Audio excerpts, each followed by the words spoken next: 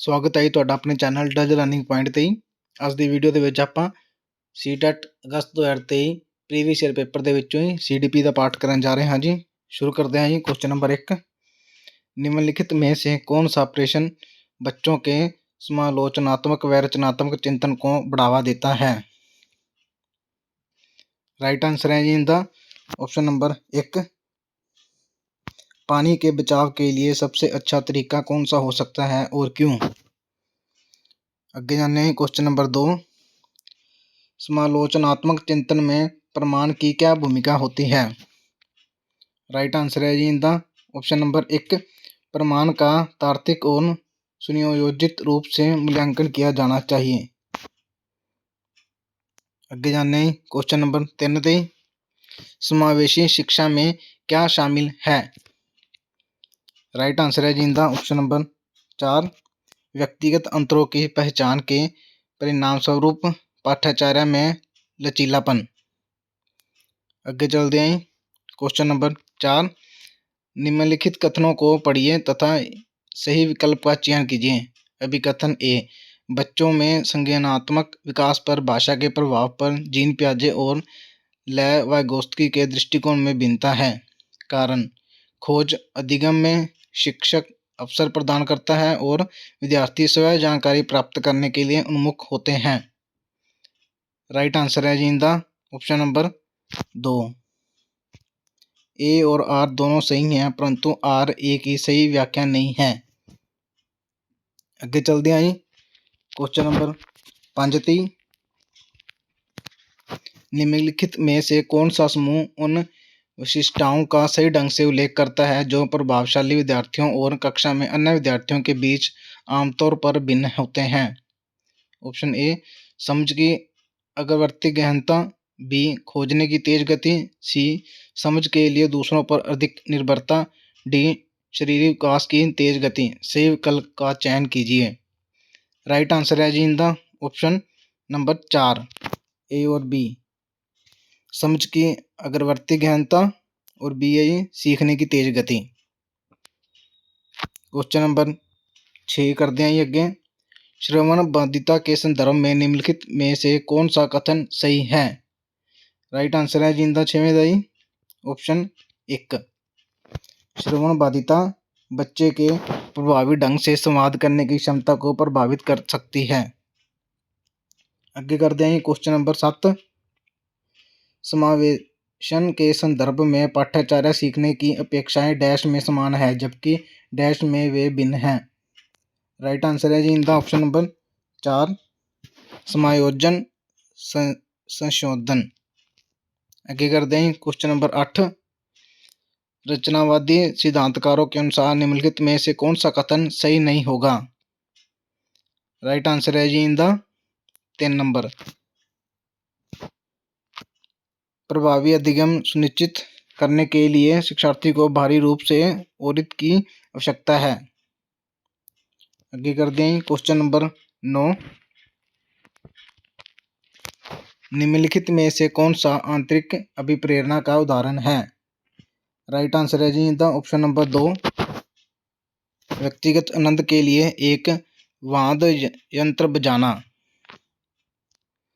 Question number 10, निम्नलिखित कथनों को पढ़िए तथा सही विकल्प का चयन कीजिए।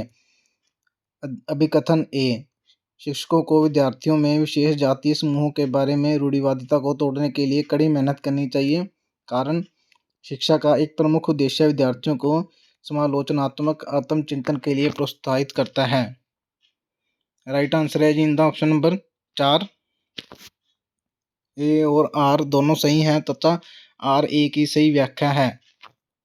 आगे कर दें क्वेश्चन नंबर 11, महारत लक्ष्य और प्रदर्शन लक्ष्य में क्या अंतर है?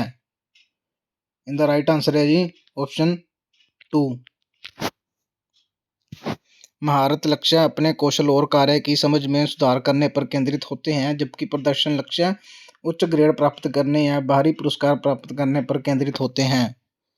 आगे कर दें क्वेश्चन नंबर 12, भाई बहन के रिश्तों। राइट आंसर है जी इनका ऑप्शन नंबर 1, माता पिता और साथियों के साथ संबंधों से भिन्न होते हैं और बाल्यावस्था में समाजीकरण में महत्वपूर्ण भूमिका निभाते हैं।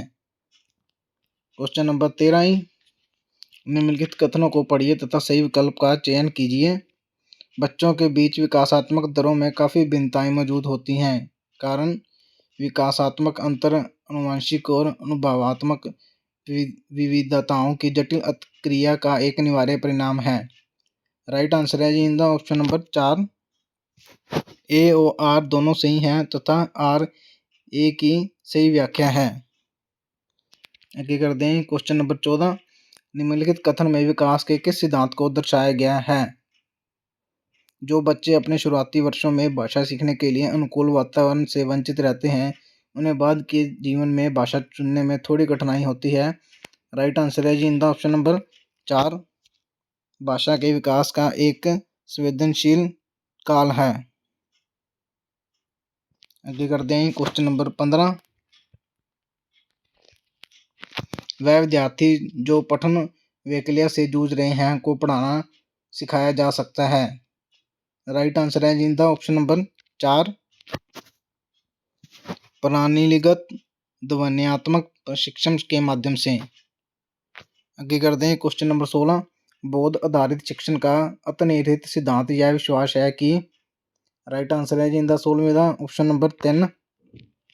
ऐसा करने के लिए एक सुविधाजनक वातावरण प्रदान किए जाने पर शिक्षार्थी ज्ञान का निर्माण कर सकते हैं।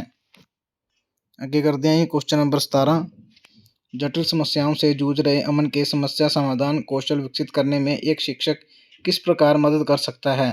राइट आंसर है जी इन द ऑप्शन नंबर 1 उसे मंथन करने और विचार उत्पन्न करने के लिए प्रोत्साहित करके। आगे कर दें क्वेश्चन नंबर 18 माध्यमिक कक्षाओं में अधिगम के लिए एक अनुकूल कक्षा का वातावरण डैश पर केंद्रित होता है। राइट आंसर है जी इन द ऑप्शन नंबर 2 सहकारी अधिगम। आगे कर दें क्वेश्चन नंबर 19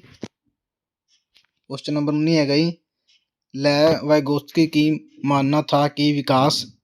राइट आंसर है जी इन द ऑप्शन नंबर 4 सीधे सामाजिक संपर्क के परिणाम से होता है।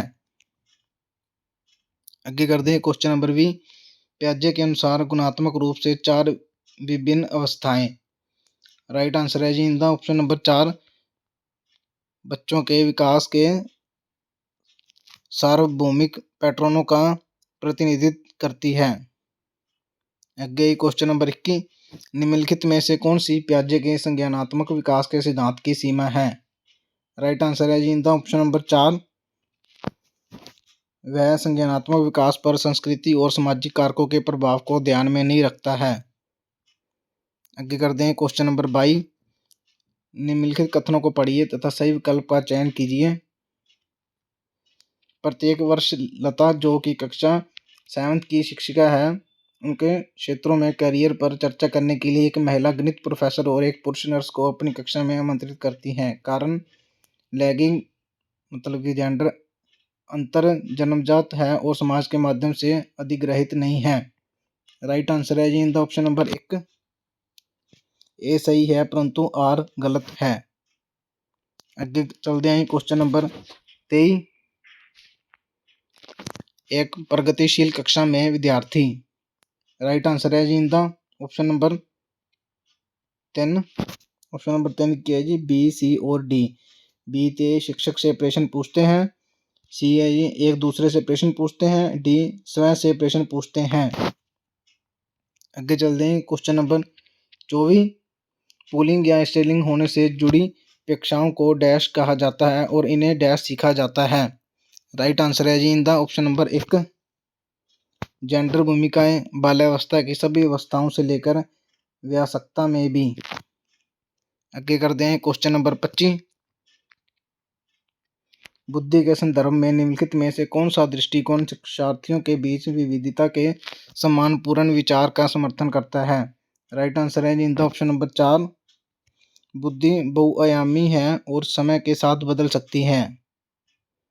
आगे करते हैं क्वेश्चन नंबर 26 निम्नलिखित में से किसने सामान्य बुद्धि की अवधारणा की आलोचना की और बुद्धि का एक वैकल्पिक सिद्धांत प्रस्तावित किया।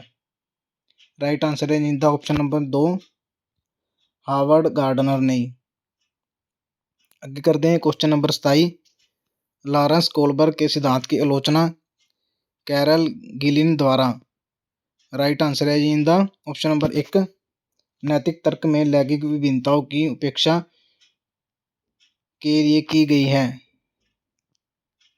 आगे करते हैं क्वेश्चन नंबर 28। एक शिक्षिका अपने विद्यार्थियों को अधिसंज्ञानात्मक कौशल विकसित करने में मदद करती है, निम्नलिखित में से कौन सी रणनीति सबसे प्रभावित होगी। राइट आंसर है जी इनका ऑप्शन नंबर 2 विद्यार्थियों को प्रोत्साहित करना कि वे स्वयं अपने अधिगम पर चिंतन करें और अपनी प्रगति का मूल्यांकन करें। आगे करते हैं क्वेश्चन नंबर 29। निम्नलिखित कथनों को पढ़िए तथा सही विकल्प का चयन कीजिए। अधिकथन ए शिक्षकों को संकल्पना को मजबूत करने के लिए विद्यार्थियों को अपने स्वयं के संकल्पना के उदाहरणों और गैर उदाहरणों की पहचान करने के लिए कहना चाहिए। कारण आर उदाहरणों के बारे में सोचने से संकल्पना को मजबूत किया जाता है, जबकि गैर उदाहरण विद्यार्थियों को भ्रमित करते हैं। राइट आंसर है जी हिंदा ऑप्शन नंबर 1 ए सही है परंतु आर गलत है। आगे करते हैं क्वेश्चन नंबर 3।